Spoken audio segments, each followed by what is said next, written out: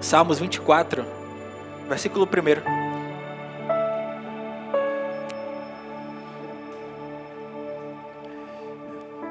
Diz assim o texto: do Senhor é a terra e tudo o que nela existe, o mundo e os que nele vivem. Do Senhor, ou seja, de Deus, é a terra e tudo o que nela existe, o mundo e os que nele vivem. Coloca a mão em seu coração. Pai, te damos graças, Senhor, por essa palavra que aqui será ministrada. Que mais uma vez o Senhor fale aos nossos corações. Que possamos aprender nessa manhã a cuidar tudo aquilo que o Senhor tem nos concedido, conforme a tua vontade. Em nome do Senhor Jesus. Amém. Pode sentar. O tema de hoje é uma pergunta. Você tem cuidado do que Deus te deu? Eu tenho certeza que Deus já te deu um monte de coisa. Sim ou não? Sim, um monte de coisa. Só esse ano, eu não vou nem falar durante toda a sua vida. Porque só o fato de você estar aqui, com saúde, aqui veio para cá porque tem a saúde de estar aqui, já é uma grande coisa, sim? Com certeza. Por si só, eu já poderia já encerrar e falar, pronto, Deus nos abençoe pela sua palavra. E deixar você meditar aí sobre gratidão, sobre como é bom viver e desfrutar de tudo aquilo que Deus nos concede. Mas eu creio que Deus ele nos concede outras coisas também. Não é somente o fôlego de vida, mas muito mais. Uma vez eu vi esse termo e me chamou a atenção. Mordomia cristã. Eu falei, cara, que diferente. Nunca tinha parado para pensar sobre mordomia cristã. Quando a gente vai falar sobre mordomia, tem muitas pessoas que associam mordomia ao quê? Conforto, né? A mordomia retada que aquela pessoa vive, não faz nada. A gente sempre associa isso, mas vamos trazer um pouco para a ideia hollywoodiana da coisa. Quando a gente assiste um filme, por exemplo, e você tem aquelas mansões, normalmente aquelas mansões têm um mordomo, que é aquele que está todo bem vestido, que normalmente tem um nome diferente, é um Edward, é um Richard, é uma coisa assim, né? Bem específico. E aí aquele cara todo na beca, que está ali, que abre a porta, né, para aquelas pessoas donas daquelas mansões e que servem as coisas, é um mordomo, né? Hoje a gente vê isso, mas se você for mais para trás ainda um pouco, você tinha muito aquelas pessoas ali que serviam também, né, a realeza. Então você tem várias espécies de mordomia. Mas o mordomo, por mais que ele esteja naquela casa, por mais que ele usufrua daquilo tudo ali, ele é dono? Não. Quem é o dono? É o patrão ali dele. E aqui nós lemos o texto que diz o quê? O do Senhor é a terra e tudo que nela existe, o mundo e os que nele vivem. Então eu preciso compreender logo de início que Deus é dono de todas as coisas. O que você olha hoje e diz que é seu na prática? Você é apenas um mordomo. Não, Felipe, mas eu trabalhei, eu juntei meu dinheiro e eu comprei. Você fez isso tudo porque o dono lhe permitiu. Você fez isso tudo porque ele deu inteligência, sabedoria, disposição, saúde para você trabalhar e conquistar aquilo. Ah, não, é meu marido, é minha mulher, é minha esposa, é meu filho. Oh, não é não. Nós pertencemos a Deus. Agora, olha a importância. Ele olhou para mim, olhou para você e falou assim, eu vou conceder, vou permitir que esta pessoa, que esse indivíduo imperfeito, cuide por um tempo de coisas aí na terra. Aí eu pergunto para você agora, você tem cuidado do que Deus te deu? Eu quero que você reflita nessa manhã sobre isso. Isso pode ser a sua saúde, pode ser o seu corpo, pode ser sua família, seus negócios, seus relacionamentos, tantas coisas, pode ser uma bijuteria, não sei. Quando eu compreendo que tudo que está sob a minha posse, na prática, vem de Deus, eu começo a encarar com outro nível de responsabilidade as minhas coisas. Aí eu me torno um marido melhor, um filho melhor, um funcionário melhor, um patrão melhor, um cristão melhor, um cidadão melhor. Por quê? Porque eu entendo que tudo que acontece, primeiro, é controlado por quem está acima. Isso muda tudo. Tudo que temos não nos pertence de forma absoluta. Nós somos mordomos, não proprietários. Quem foi que em uma cruz morreu e pagou o preço pela minha vida e pela sua vida? Jesus Cristo. Pronto. Quando ele comprou, ele falou assim: epa, ó, Felipe ali tem dono agora. Acabou. Agora eu sou dono dele. Talvez ele ainda não saiba, mas quando ele descobrir que ele tem um dono, a vida dele será transformada. E assim foi. Quando eu compreendi que eu não pertencia a André e a Thelma, meus pais, eles foram apenas pessoas usadas por Deus para gerar, e que tiveram o dever de cuidar daquilo que Deus concedeu. Mas quando eu entendi verdadeiramente a minha paternidade, que é uma paternidade perfeita, a minha vida mudou para melhor. Quando nós compreendemos que a mensagem da cruz, que o Evangelho de Cristo não é sobre pode ou não pode, mas sobre salvação, a gente muda a nossa mentalidade. A gente para de se preocupar com o que eu faço, com o que eu deixo de fazer, porque tudo isso faz parte de um processo de transformação, de uma mudança de hábitos que precisa acontecer de forma natural e de uma forma muito bem estabelecida por quem? Por Deus. Então tudo que eu vivo hoje, eu vivo porque Ele me concedeu. Olha que interessante, quem que assistiu Homem-Aranha? Tem uma frase do Homem-Aranha que diz: com grandes poderes vem grandes responsabilidades. Hoje você abriu aqui a mente para compreender que o que você tem não é seu, é de Deus. Então a partir de hoje, com essa grande ideia sobre o que você tem, você precisa a partir de hoje cuidar melhor do que Deus te deu. E talvez hoje seja necessário você listar aquilo que você considera como seu, como que você tem, e falar: Deus, me ajuda a cuidar disso, porque eu estou percebendo que às vezes eu não estou cuidando disso. Às vezes, Deus, eu estou dando muito mais importância aos de fora do que aos de dentro da minha casa. Talvez eu estou tendo um tratamento muito melhor com quem me paga do que aquele que me dá amor. Tantas coisas a gente pode analisar. Talvez eu esteja priorizando muito mais o ter do que ser uma pessoa correta. São várias coisas que você precisa pensar, mas não apenas ficar no pensamento. Mudar isso para uma atitude. O que é que eu preciso fazer para mudar isso? Onde é que está realmente o meu tesouro? A instrução bíblica diz o seguinte: aonde está o teu tesouro, ali estará o teu coração.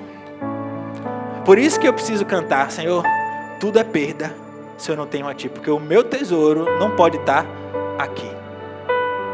Eu posso ter tesouros aqui? Posso. Mas esse tesouro não pode nunca estar acima do maior tesouro, que é a presença de Deus na minha vida, que é o senhorio do Senhor. É saber que Ele tem o domínio sobre minha vida, sobre tudo que eu faço. A mordomia, ela começa com o entendimento correto sobre a posse. Existe uma grande diferença, eu lembro que aprendi isso estudando direito, entre posse e propriedade. Tem pessoas que têm a posse, tem pessoas que têm a propriedade.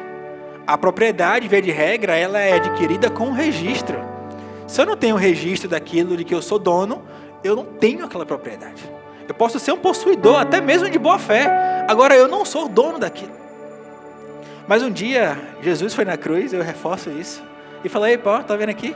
Estou com procuração para todo mundo aqui. Comprei. Pertence agora a um reino. E cada um vai compreender isso.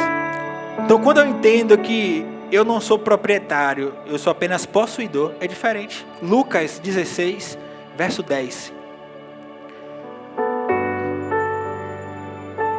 Quem é fiel no pouco, também é fiel no muito.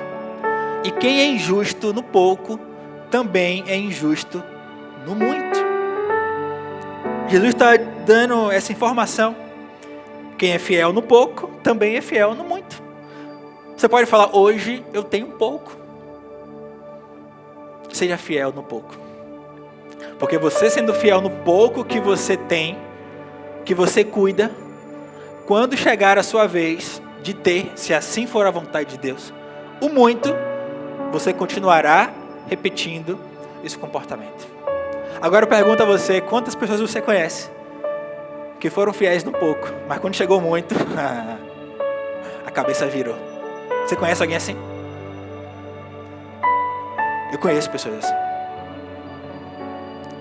Nós não podemos ver isso. Porque aí avança, quem é injusto também, no pouco, também será injusto no muito. Isso fala sobre ter também, mas fala sobre o quê? Sobre ser. E isso é o que muda o jogo. Quando você se torna fiel, a fidelidade passa a ser uma característica sua, uma decisão que você toma de ser fiel. Você não vai se importar com o local, com quem está do seu lado, se está tudo dando certo para você, se está tudo acabado, porque você compreende que a fidelidade vem de Deus e você pertence a Deus. E você precisa viver isso todos os dias na sua vida. Aí você muda a história. Antes de administrar grandes coisas, Deus observa como lidamos com o que parece pequeno. Às vezes são as provas que nós enfrentamos no nosso dia a dia. E que hoje talvez você não compreenda o porquê está enfrentando isso. Mas eu já estou passando por isso há tanto tempo, por que ainda? Talvez hoje pareça pouco o que você tem. E esse pouco que lhe parece pode ser uma preparação para o muito. Isso você vai conceber essa ideia adquirindo maturidade espiritual. Porque se você for analisar apenas com a sua ótica humana, você vai se revoltar. Porque você vai olhar para o outro que faz coisa errada e vai falar assim, aí o outro tem tudo. O outro prospera, o outro faz falcatrua ali, faz isso, sonega e consegue viver bem, não passa um aperto. Eu que quero fazer o certo, passo o aperto. Seja fiel no pouco. Seja justo no pouco. É assim que funciona. Como você cuida do seu tempo, por exemplo. Você fala que vive numa correria e o pouco tempo que você tem, como você cuida dele? Como é que está cuidando diante do que Deus orienta você a fazer? Ou é apenas o pouco tempo que eu tenho, eu uso para outras coisas que não vão me acrescentar em nada? Agora eu não paro, eu não busco a Deus, eu não oro em casa. Hoje pela manhã nós iniciamos, eu quero até incentivar vocês aqui, a escola bíblica que nós temos, né, a gente sempre avisa e está na programação nossa. Hoje iniciou uma nova lição na EBD, que é sobre a igreja começa no lar. Não adianta nada eu ser igreja aqui na igreja, mas em casa eu não sou igreja. Aí não funciona. Então, acompanhe, né, tanto nas redes sociais como no nosso grupo, os dias da escola bíblica, para que vocês venham, né? Normalmente é 1 a 2 vezes no domingo pela manhã. Isso ajuda você a compreender, a tirar dúvidas, a falar, a conversar sobre isso. Então, é muito importante. Como você trata as pessoas que Deus colocou ao seu redor. Isso muda tudo. Porque foi Deus que colocou.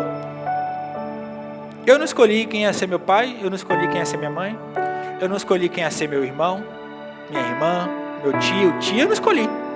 Eu nasci e alguns já estavam prontos e outros aconteceram depois. Eu escolhi minha esposa. Aí uma escolha pessoal.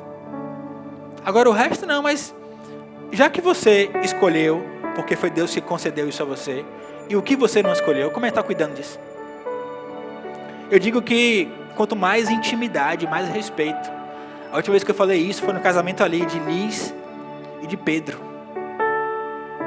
Quanto mais intimidade, mais respeito. Ah, Deus concedeu a você uma família abençoada, mas você não cuida. Você não valoriza, você não ama, você não compreende. Não funciona. Porque se eu não consigo cuidar das coisas de casa, que teoricamente eu tenho intimidade, eu tenho um trato, como é que eu vou cuidar das coisas de Deus? Eu falo pastor, por exemplo. Não tem sentido. Tenho que ser bom administrador. Só que isso não é uma regra exclusiva minha. Todos nós que somos cristãos precisamos viver isso. Ter uma vida organizada. Como administra a sua vida espiritual no dia a dia? Tudo isso é mordomia. Eu preciso viver assim. A mordomia, ela exige fidelidade, não perfeição. Deus não quer ninguém perfeito. Inclusive aqui, qual é a máxima? É proibido a entrada de pessoas perfeitas. Aqui não pode entrar pessoas perfeitas. Porque todos nós estamos o quê? Em constante construção, transformação, mudança. Aqui tem que ter espaço para todo mundo. Porque o Evangelho de Jesus Cristo é para todos. Não tem restrição. Porque a verdade, Ele disse, eu sou o caminho, a verdade e a vida. Ninguém vem ao Pai a não ser por mim. Ou seja, já está escrito. Se eu creio nesse Evangelho, eu não tenho outra opção. Só que quantas vezes as pessoas elas se prendem a estar perfeito. Não, é porque isso, por causa daquilo. Não. Deus está assim, vem filho, vem filha. Eu quero que você queira, decida em seu coração, ser fiel. Senhor, eu ouvi tua voz. Eu sei do chamado, eu sei da verdade. O Senhor sabe o meu coração, sabe o que eu gosto, sabe o que eu não gosto. Mas eu quero te amar mais. É isso que Ele quer. Gênesis 39, verso 2, diz assim: o Senhor estava com José, de modo que este prosperou, e passou a morar na casa do seu senhor egípcio.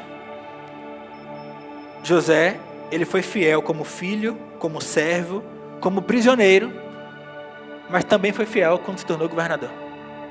Ou seja, foi fiel no pouco, foi justo no pouco, e em todas as etapas da sua vida, ele manteve a coerência em seu comportamento, em suas ideias. Qual foi o resultado final? Vitória. É assim que funciona. O Senhor estava com José. José tinha uma companhia, e essa companhia eu não posso abrir mão. Por isso voltamos ao que cantamos no começo. Tudo é perda se eu não tenho a Ti. Tudo. Quando eu tenho Deus na minha vida, quando eu vivo essa verdade, tudo que eu fizer, estando alinhado com a vontade de Deus, vai funcionar. Não tem invenção de moda, não existe isso. Ele cuidou bem do que Deus colocou em suas mãos, em todas as fases da vida. Lembrando que José estava preso de forma injusta, e lá na prisão, o Senhor era tão com ele, que a chave do cárcere ficava com José. Como é que pode um preso ter a chave da prisão? Para confiar, tem que ser alguém que dê muito exemplo. Tem que ser alguém que age de forma correta. É assim. Aí muitas vezes nós queremos a confiança das pessoas, mas não fazemos por merecer a confiança. Naturalmente iremos falhar, porque somos seres humanos. E eu reforço, nós confiamos em pessoas imperfeitas. E muitas vezes esquecemos de confiar no Deus perfeito. Confie em Deus. Acalma o seu coração. Não se preocupa tanto não. Deus promove quem é fiel no processo, não apenas no resultado. Deus não quer apenas ver o resultado, porque senão Ele pegava você aqui hoje e já lançava você para o destino que Ele preparou. Aí não tem sentido a vida. Mas é um dia de cada vez. Esse processo de amadurecimento, de aperfeiçoamento de caráter, porque a transformação é de dentro para fora. Não adianta eu ter o exterior do homem, da mulher de Deus, mas o coração podre. A língua desse tamanho, que adianta nada. Primeiro, Deus, Senhor, começa aqui dentro a obra. Depois, com a obra aqui toda revirada, com o coração todo modificado para melhor, o exterior começa a ser explorado. É assim que funciona. Você tem sido fiel mesmo quando ninguém está vendo? A igreja começa no lar. Aqui eu olho para vocês, só anjos. Ninguém faz nada de errado, momento algum da vida. Vocês olham para cá também, já deve ver isso aí, Nilson aqui.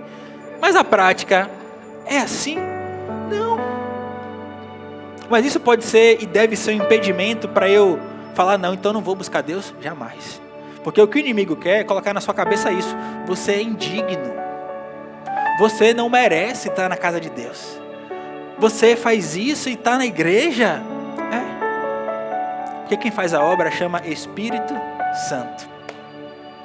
Não é o pastor Felipe falando com você durante 1 hora, não vai ser. Se fosse assim, todos os dias eu queria chamar vocês para estarem aqui. Todos os dias eu queria, não, fica aqui, vem. Não, mãe, porque não sou eu. Eu não tenho essa capacidade. Não consigo. A mordomia, ela envolve responsabilidade espiritual. Romanos 14, verso 12. Assim, cada um de nós prestará contas de si mesmo a quem? A Deus. Não é do outro, não está vendo que não é do outro? Você não vai prestar conta do outro para Deus. É a sua vida. Por isso a preocupação com o que você faz, não é com o outro.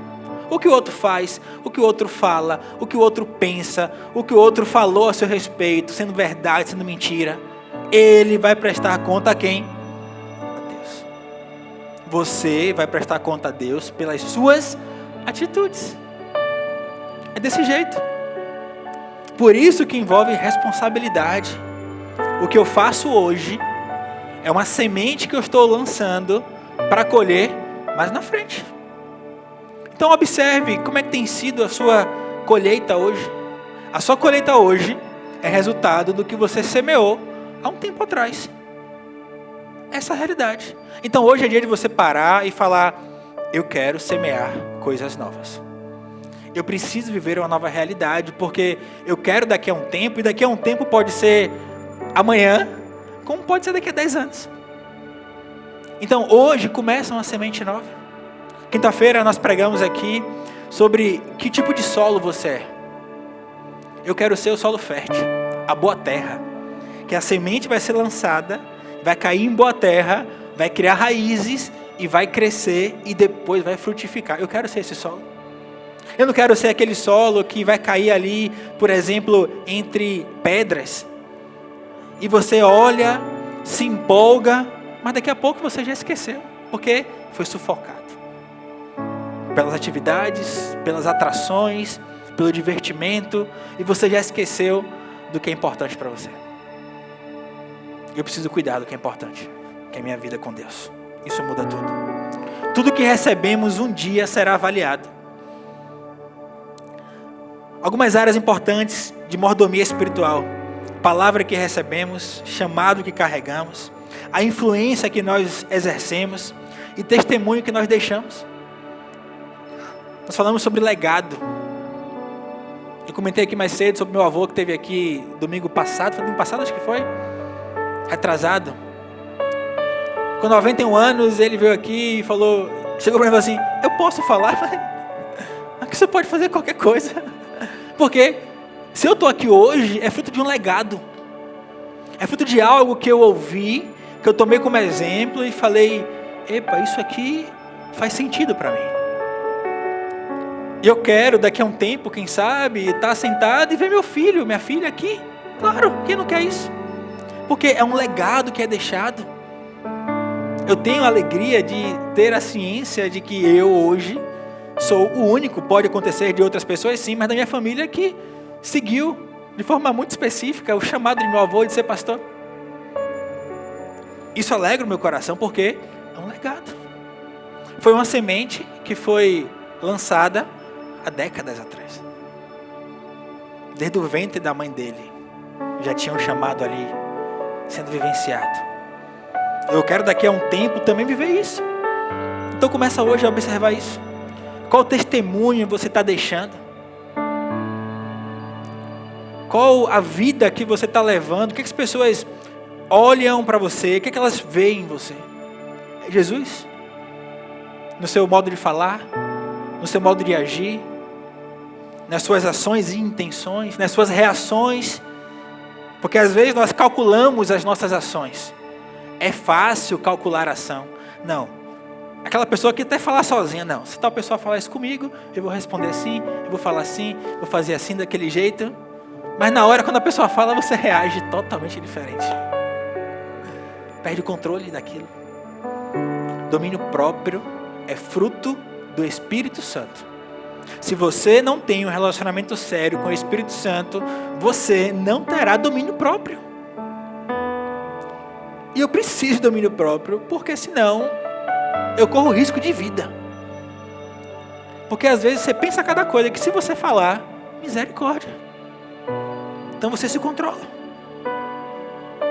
Deus, ele confia mais a quem cuida bem do que aquele que recebeu e não ficou nem aí. É a parábola dos talentos. O cara ganhou um talento e ele enterrou. Não, vou enterrar aqui porque nunca se sabe. Nunca se sabe. Não cuidou bem. Não fez com que aquilo resolvesse. Não pode ser assim. Daniel, capítulo 6, verso 3. Ora, Daniel se destacou tanto entre os supervisores e os sátrapas por suas grandes qualidades que o rei planejava estabelecê-lo sobre todo o reino. Daniel, um jovem, vale ressaltar, que saiu da sua terra natal preso, foi levado como escravo para a Babilônia, que tinha ali invadido, Israel e Jerusalém. E ali o rei selecionou alguns jovens para que eles aprendessem tudo da cultura daquele povo e pudessem servir ali no reino. Eles tinham acesso a todas as iguarias, as comidas do palácio do rei, aprendiam tudo. Mas Daniel, um jovem temente a Deus, fiel, falou: epa, eu não vou me contaminar com algumas coisas. Vou fazer aqui um propósito. O alimento aqui que todo mundo vai comer, eu vou me abster. Eu vou comer apenas aqui legumes, verduras, frutas, por um tempo. E aí depois desse tempo, quando foram avaliar os jovens em tudo, observaram que Daniel estava muito melhor do que todos os outros. Porque ele decidiu que não me contaminar. Daniel buscava ser exemplo em tudo, ao ponto de que se destacou tanto que o rei planejava estabelecer Daniel sobre todo o reino. E assim aconteceu. Daniel tornou-se referência, tornou-se líder ali daquela nação, e estava acima de um monte de gente. Por quê? Porque manteve a sua integridade espiritual, que é importantíssimo. Ele cuidou tão bem da fé, do caráter, do posicionamento, mesmo em um ambiente hostil. O ambiente de Daniel não era um ambiente agradável, não. Como eu sei que muitas vezes o seu ambiente também pode não ser. Talvez você tenha aquela pessoa do trabalho que quer puxar o tapete, que fala coisa ruim a seu respeito, que te julga o tempo todo, que só coloca dificuldade ao invés de ajudar, que tudo que você faz é ruim, é errado. São nesses ambientes que o caráter de Cristo precisa falar mais alto. São nesses ambientes que quando vierem com pedra, você fala: Senhor, tem misericórdia. Senhor. Guarda o meu coração. Guarda a minha mente, porque eu estou vendo isso como cilada do inimigo para me tirar da presença. Só que às vezes a gente esquece isso e quer ir para o embate, para o conflito. Aí ao invés de gerar ambiente de transformação, gera o quê? Destruição. Gera morte. Daniel não. O negócio foi tão sério com Daniel, que Daniel foi parar na cova dos leões. Instituíram um decreto dizendo: olha, não pode mais orar para ninguém. E Daniel 3 vezes ao dia ele tinha o costume de ir para a janela e orar ao Deus Todo-Poderoso. E sempre tem, né? Os fofoqueiros. Aí, ó. Líder, governador, assim com o Senhor, mas na hora do vamos ver, está orando para outros deuses. O rei com o coração agoniado falou assim, é um decreto, está estabelecido. Mandou Daniel para a cova dos leões. O que aconteceu? Nada. Os leões não tocaram em Daniel. Por quê? A presença vale mais. Há um texto bíblico que me encanta todos os dias que eu leio esse texto.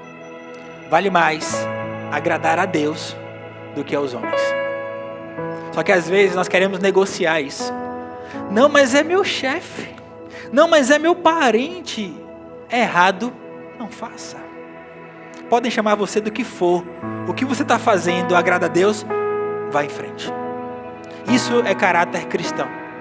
Isso é não negociar com oportunidades, com favores, com benfeitorias. Não pode ver assim.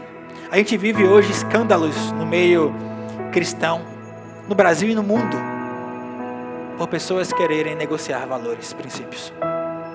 Não podemos ver assim. Deus, ele confia em quem cuida do que ele dá. Se você é mordomo do que Deus lhe deu, descanse o coração, faça o seu melhor.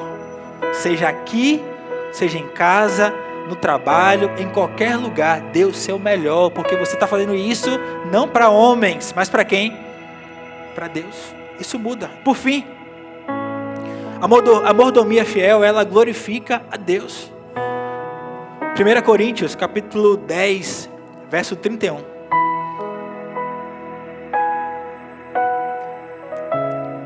Assim, quer vocês comam, quer bebam, quer façam qualquer outra coisa, façam tudo para a glória de Deus. A grande questão para você compreender as suas atitudes é você aplicar esse filtro. O que eu faço aqui hoje está glorificando a Deus? O que eu falo, o que eu vejo, onde eu vou, toda qualquer atitude nossa, ser humano, precisamos estar alinhados com essa realidade. Quer vocês comam, quer vocês bebam, quer façam ou seja, isso aqui é muito amplo. Aqui não é um rol totalmente ali taxativo, é só que tem, não, é geral. Faça tudo para quê? Para a glória de Deus. Se o que você faz glorifica a Deus, continue fazendo. Se o que você faz não glorifica a Deus, releve. Tem dúvida? Pergunte. Ore.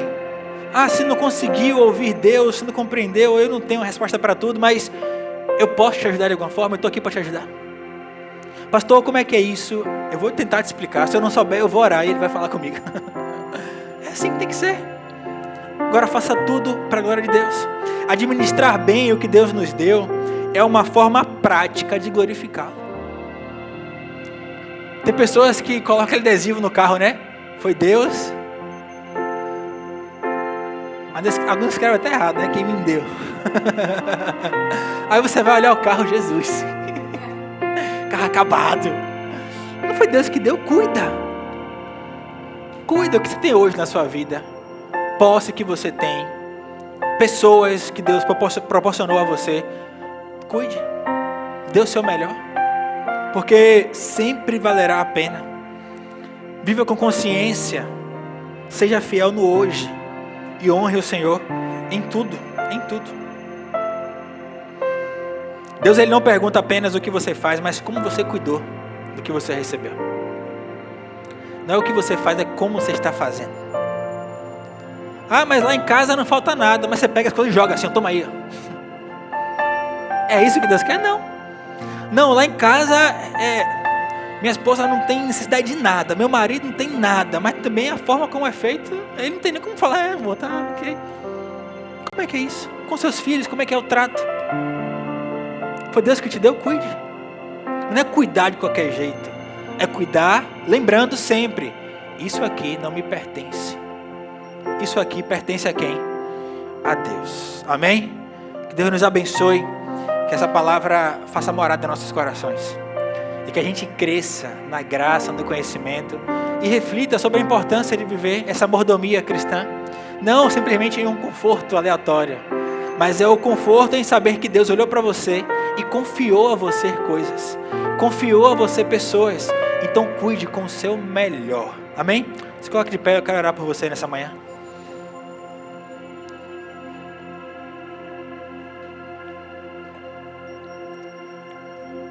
Se você puder, coloque a mão em seu coração. Senhor, te damos graças, Deus. Obrigado por essa oportunidade. Obrigado por esse momento tão incrível, Deus, de estar aqui em Tua presença, de ouvir a Tua voz. Tenho certeza que sairemos daqui convictos da Tua palavra, querendo viver, Deus, uma outra vida, viver de forma diferente, mais alinhada à Tua vontade, mais alinhada aos Teus princípios, compreendendo a importância de sermos mordomos de tudo aquilo que o Senhor confiou a nós. Obrigado por essa confiança, porque tenho certeza que nós não merecemos, mas é pela graça, que é um favor imerecido. Por isso nós estamos aqui. Apresenta a nossa casa, nosso lar, nossa família. Que o Senhor cuide, Deus, de cada lar aqui representado. Que o Senhor nos ajude a vivermos de uma forma especial, amando, Deus, compreendendo antes de sermos compreendidos, com amor sacrificial, com uma renúncia sendo colocada em prática diariamente. Que cada um olhe para o outro e sinta compaixão e possa sentir a dor do outro, Deus. Senhor, muito obrigado, Senhor, pelo Teu amor, esse amor perfeito, esse amor que nos constrange. Nós temos a compreensão que nós não conseguimos, Deus, viver verdadeiramente sem a Tua presença, sem a Tua palavra. Que essa palavra faça morada em nossos corações e que possamos colocar em prática, em nome do Senhor Jesus. Amém. Aplauda o Senhor, podem sentar.